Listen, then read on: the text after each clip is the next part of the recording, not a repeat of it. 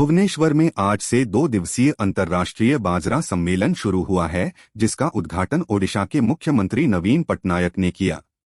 सम्मेलन का विषय आधुनिक युग की चुनौतियों के लिए प्राचीन अनाज बाजरा है।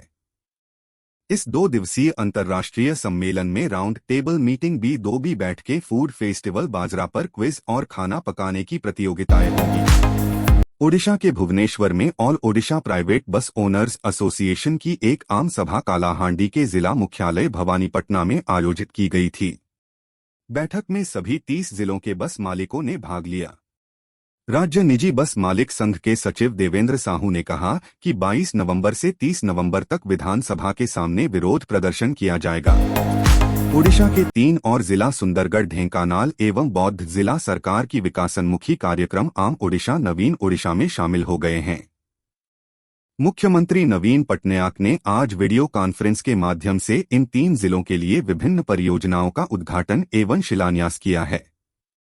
इस अवसर पर मुख्यमंत्री नवीन पटनायक ने कहा है कि हमारी सरकार का प्रमुख लक्ष्य गांवों का विकास है। ओडिशा में एक बार फिर एक मेमू ट्रेन पटरी से उतरी गई।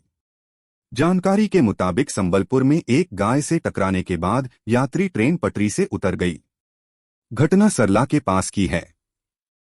पुलिस की टीम मौके पर मौजूद है और राहत बचाव के काम में जुटी हुई है। इससे पहले बालेश्वर में ट्रेनों की भिड़ हुई थी। ओडिशा के नयागढ़ जिले से एक ऐसी घटना सामने आई है जिसे सुन रोंगटे खड़े जाएंगे। यहां इटामाटी थाना क्षेत्र के बाउंसियापड़ा गांव में एक मानसिक रूप से विक्षिप्त महिला के साथ दुष्कर्म करने के बाद उसकी हत्या करने का प्रयास किया गया है। महिला को गंभीर हालत में अस्पताल में एडमिट कराया गया है। यहां उसका इलाज चल रहा है। ओडिशा से हाथी के हमलों और लोगों को रौंदने की खबरें हमें अक्सर देखने या सुनने को मिलती हैं, लेकिन हम इंसान इन जानवरों को किस हद तक परेशान कर देते हैं, कई बार इस ओर हमारी नजर ही नहीं जाती है। अनुगुल जिले के तालचेर में एक जंगली हाथी को परेशान करने का वीडियो इन दिनों सोशल मीडिया पर वायरल है, जिसे देखकर आपका भी पारा हाई हो जाएगा। ओडिशा में प्रदूषण के बढ़ते स्तर को देखते हुए राज्य प्रदूषण नियंत्रण बोर्ड ने राज्य में दिवाली पर पटाखे फोड़ने पर प्रतिबंध लगा दिया है। अगर इस दौरान किसी भी तरह की चूक हुई तो विभिन्न स्तरों पर संबंधित शीर्ष अधिकारियों को जिम्मेदार ठहराया जाएगा। दिवाली में सिर्फ राज्य में केवल हरित पटाखों की अनुमति होगी, वह भी बस शाम के 6 बजे से रात के 10 बजे तक। पश्चिम ओडिशा के बलांगीर जिले के सरकारी आयुर्वेदिक कॉलेज व हॉस्पिटल के प्रिंसिपल डॉ सुदर्शन बेहरा के पास आय से अधिक की संपत्ति होने का खुलासा हुआ है। अब तक की जांच पड़ताल से यह संपत्ति 4 करोड़ से अधिक की बताई गई है। विजिलेंस की ओर से गुरुवार को हुई जांच पड़ताल में इसका खुलासा हुआ है। यह वाकई में चौंकाने वाला है। ओडिशा में सीमा सुरक्षा बल BSF के हाथ एक बड़ी सफलता लगी है। मलकानगिरी जिले के तुस्सी हिल्स में छापेमारी के दौरान BSF के जवानों ने कॉम्बिंग ऑपरेशन के दौरान भारी मात्रा में उग्रवादियों का सामान बरामद किया, जिसमें walkie talkie, tiffin bomb, steel container, grenade, Mao poster शामिल हैं। इन सभी सामानों को जब्त कर लिया गया है। BSF का तलाशी अभियान अभी भी जारी है। रिटेल चेन विशाल मेगा मार्ट को तगड़ा झटका लगा है। कटक के जिला उपभोक्ता विवाद निवारण आयोग की अदालत ने इन पर एक्सपायरी डेट के बाद भी सामान बेचने का आरोप लगाया है। यह आरोप भुवनेश्वर के रसूलगढ़ और कटक के सेक्टर -10 बीड़ानासी में स्थित 2 अलग अलग स्टोर पर लगा है। इन पर 11 लाख रुपए का जुर्माना भी लगाया गया है। बिहार के मुख्यमंत्री नीतीश कुमार ने मंगलवार को विधानसभा में कुछ ऐसा बोल गए जिसने पूरे देश में हंगामा खड़ा कर दिया। दरअसल उन्होंने जनसंख्या नियंत्रण के लिए महिला शिक्षा पर जोर देते हुए एक बहुत ही अप्रिय टिप्पणी की थी, जिससे वह निशाने पर आ गए। उनके इस्तीफे की मांग करते हुए भाजपा के भुवनेश्वर संगठनात्मक जिला भाजपा महिला मोर्चा ने विरोध प्रदर्शन किया और उनका पुतला जलाया। ओडिशा के निजी बस मालिक संघ ने 1 दिसंबर प्रदेश भर में बस हड़ताल करने का निर्णय लिया है। हालांकि इससे पहले 22 नवंबर से बस मालिक विधानसभा के सामने धरने पर बैठेंगे। उनकी मांग की है कि राज्य सरकार पंचायत से प्रखंड मुख्यालय तक लक्ष्मी बस चलाएं, हमें कोई आपत्ति नहीं है। उनकी मांग की है कि ब्लॉक मुख्यालय से जिला मुख्यालय तक लक्ष्मी बस को न चलाया जाए। अलीराजपुर विधानसभा क्षेत्र के इस सुदूर गांव में मतदान केंद्र तक पहुंचने के लिए चुनाव अधिकारियों को अपने साथ इलेक्ट्रॉनिक वोटिंग मशीन ईवीएम ले जाने के लिए नाव की यात्रा करनी पड़ेगी। इसके बाद उन्हें पहाड़ी इलाके में पैदल ही कठिन यात्रा करनी होगी। यह कोई और नहीं झंडाना गांव है। इस गांव के लगभग 1000 निवासियों में से 763 पंजीकृत मतदाता हैं। भाजपा के बागी नेता और पूर्व मंत्री राजपाल सिंह शेखावत ने अपना नामांकन वापस ले लिया है। उन्होंने झोटवाड़ा सीट से निर्दलीय उम्मीदवार के रूप में चुनाव लड़ने का ऐलान किया था। पूर्व सीएम वसुंधरा राजे के करीबी विश्वासपात्र शेखावत राजस्थान में राजे के नेतृत्व वाली सरकार में शहरी विकास और आवास मंत्री थे। पार्टी ने जयपुर ग्रामीण से सांसद राज्यवर्धन सिंह राठौड़ को झोटवाड़ा से मैदान में उतारा है। तेलंगाना में विधानसभा चुनाव को लेकर जमकर चुनावी सभाएं और रोड शो हो रहे हैं। ऐसे में गुरुवार को भारतीय राष्ट्र समिति बीआरएस नेता के चुनावी रथ की रेलिंग टूट गई। रेलिंग टूटने की वजह से वाहन में मौजूद तेलंगाना में मंत्री और बीआरएस नेता केटीआर राव नीचे गिर गए। यह हादसा निजामाबाद जिले में हुआ है। इस हादसे का एक वीडियो भी सामने आया है। सतना में विशाल जनसभा करने के बाद प्रधानमंत्री छतरपुर पहुंचे, जहां उन्होंने पार्टी की चुनावी रैली को संबोधित किया। पीएम मोदी ने अपने भाषण की शुरुआत क्षेत्र के लोगों से उनका आशीर्वाद मांगने के साथ की। उन्होंने कहा कि छतरपुर की जनता का उत्साह देखकर लग रहा है कि मध्य प्रदेश में भाजपा जीत का नया रिकॉर्ड बनाने जा रही है।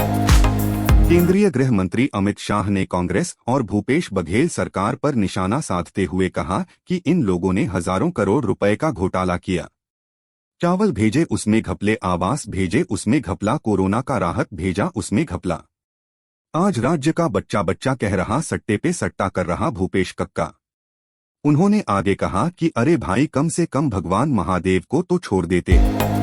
विदेश मंत्रालय के प्रवक्ता अरिंदम बागची ने कहा कि कतर में एक अदालत ने पिछले माह 8 भारतीय कर्मचारियों पर फैसला सुनाया था।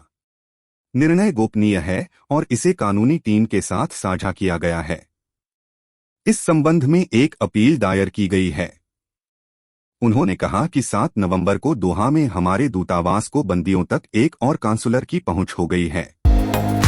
सूत्रों के मुताबिक लोकसभा आचार समिति ने अपनी मसौदा रिपोर्ट में तृणमूल कांग्रेस सांसद महुआ मोइत्रा पर अनैतिक आचरण में शामिल होने और अनधिकृत व्यक्तियों के साथ अपना लॉगिन आईडी और पासवर्ड शेयर करने का आरोप लगाया। लोकसभा की आचार समिति भाजपा सांसद निशिकांत दुबे द्वारा महुआ मोइत्रा पर पैसे लेकर अदानी के खिलाफ सवाल पूछने के मामले की जांच कर रही है। संसद का शीतकालीन सत्र 4 दिसंबर से शुरू होगा। केंद्रीय संसदीय कार्य मंत्री प्रहलाद जोशी ने गुरुवार को इसकी जानकारी दी। उन्होंने बताया कि शीतकालीन सत्र 4 दिसंबर से लेकर 22 दिसंबर तक चलेगा। बकौल प्रहलाद जोशी 19 दिनों तक चलने वाले शीतकालीन सत्र में 15 बैठकें होंगी। प्रहलाद जोशी ने अपने सोशल मीडिया प्लेटफॉर्म एक्स के जरिए यह जानकारी साझा की। डायबिटीज एक लाइलाज बीमारी है, लेकिन डाइट और लाइफस्टाइल में बदलाव कर बढ़ते शुगर का स्तर सामान्य किया जा सकता है। डायबिटीज के मरीजों को मीठा परहेज करने की सलाह दी जाती है। कई बार शुगर के रोगी फल खाने से भी कतराते हैं, लेकिन कुछ फल बेहद फायदेमंद साबित हो सकते हैं। आइए जानते हैं इसके बारे में। न्यूजीलैंड के युवा बल्लेबाज रचिन रविंद्र ने श्रीलंका के खिलाफ वर्ल्ड कप 2023 के 41वें मैच में इतिहास रच दिया है।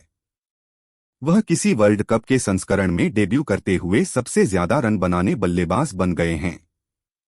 इस दौरान उन्होंने श्रीलंका के खिलाफ मैच में महान क्रिकेटर सचिन तेंदुलकर का 27 साल पुराना रिकॉर्ड ध्वस्त कर दिया है। शुभमन गिल और सचिन तेंदुलकर की लाडली सारा तेंदुलकर अपनी लव लाइफ को लेकर लगातार चर्चा में बने हुए हैं। उन्होंने तो अपने रिश्ते पर चुप्पी साधी हुई है, लेकिन यूएई के प्लेयर चिराग सूरी ने दोनों के रिश्ते पर मुहर लगाते हुए उनकी शादी को लेकर बड़ा बयान दिया है। चिराग सूरी का वीडियो सोशल मीडिया पर तहलका मचा रहा है। आईसीसी वनडे वर्ल्ड कप 2023 का 41वां मैच श्रीलंका और न्यूजीलैंड के बीच खेला जा रहा है। इस मैच में पहले बैटिंग करते हुए श्रीलंकाई टीम के ओपनर कुशल परेरा ने विश्व कप 2023 का सबसे तेज अर्धशतक जमाया। उन्होंने इस दौरान ऑस्ट्रेलियाई टीम के ओपनर ट्रेविस हेड का रिकॉर्ड तोड़ दिया, जिन्होंने 14 दिन पहले इस विश्व कप का सबसे तेज अर्धशतक जमाया था। भारतीय टीम के अलावा साउथ अफ्रीका और ऑस्ट्रेलिया ने भी विश्व कप 2023 के सेमीफाइनल के लिए क्वालिफाई कर लिया है। भारत को अब अपना आखिरी लीग मैच नीदरलैंड्स के खिलाफ 12 नवंबर को खेलना है, लेकिन इस मैच से पहले ही नीदरलैंड्स की टीम में बड़ा बदलाव हुआ है। नीदरलैंड की टीम में तेज गेंदबाज रेयान क्लेन चोट की वजह से मैच नहीं खेल पाएंगे। बी टाउन की दिवाली पार्टी की तस्वीरें खूब वायरल होती है। इस मौके पर अभिनेत्रियों के लुक देखने लायक होते हैं। एक्ट्रेसेस दिवाली पर एथनिक आउटफिट और पारंपरिक लुक से लोगों के होश उड़ा देती हैं। इस बीच प्रीति जिंटा से लेकर कटरीना कैफ ने अपने दिवाली लुक को सोशल मीडिया पर साझा किया है। करण जौहर के शो कॉफी विद करण 8 का तीसरा एपिसोड ऑन एयर होने वाला है। इस एपिसोड में बॉलीवुड की BFF सारा अली खान और अनन्या पांडे खास मेहमान बनकर आ रहे हैं। एपिसोड में अनन्या पांडे ने करण जौहर को बताया कि सारा अली खान उन्हें इस वजह से पीटने की धमकी तक दे चुकी हैं। Actress Parineeti Chopra social media पर अक्सर अपनी कई खूबसूरत तस्वीरें फैंस के साथ शेयर करती रहती हैं। हाल ही में वह अपनी गर्ल गैंग के साथ मालदीव ट्रिप पर गई थीं। अब एक्ट्रेस ने एक लेटेस्ट पोस्ट में कुछ फोटो शेयर कर यह बता दिया है कि उनकी इस गर्ल गैंग में कौन कौन शामिल था। रणबीर कपूर और सोनम कपूर ने 16 साल पहले संजय लीला भंसाली की फिल्म सांवरिया से बॉलीवुड में कदम रखा था। फिल्म तो बॉक्स ऑफिस पर नहीं चली, लेकिन इन दोनों ने ही फैंस के दिल में अपनी एक अलग जगह बना ली। क्या आपको पता है कि रणबीर से पहले अगर इस एक्टर ने हाँ कर दी होती तो रणबीर कभी सांवरिया नहीं होते। क्रिसमस के मौके पर हॉलिडे फिल्में रिलीज करने का चलन हॉलीवुड में रहा है। इस बार प्राइम वीडियो पर कैंडी केन लेन की फिल्म आ रही है, जो एक कॉमेडी एडवेंचर फिल्म है। इसके अलावा भी कई फिल्में पहले आई हैं जो क्रिसमस की धूमधाम और सेलिब्रेशन को कैप्चर करती हैं। इनमें कुछ एडवेंचर फिल्में भी हैं।